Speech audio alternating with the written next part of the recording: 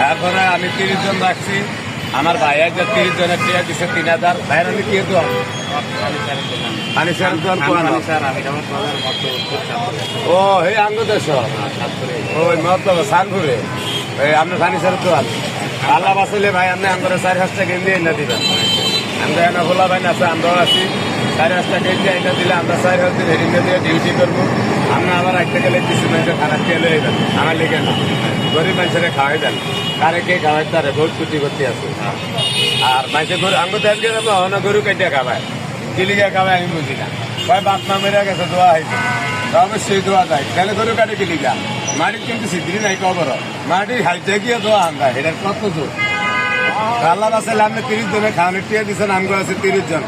আজকে 60 জন ফিরি খাইবে। কি ফানি স্যার তুমি ভাই? খান ফানি স্যার ওই আঙ্গ মতলব। জায়গাটার নাম কি? আমিরাবাদ বাজার মতলব সাতপুর উত্তর। আল্লাহ বাসাইলে আপনি আঙ্গুলিকে আরো 500টা কেন্দ্রে আনবেন, আরো গরিব মানুষের লেগে কটা খাওয়ানোর টিয়া আনবেন।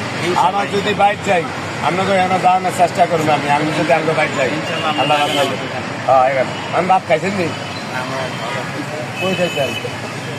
আমার তরফের করে খাইয়া যান, আমার তো মানুষের খাওয়া নাই।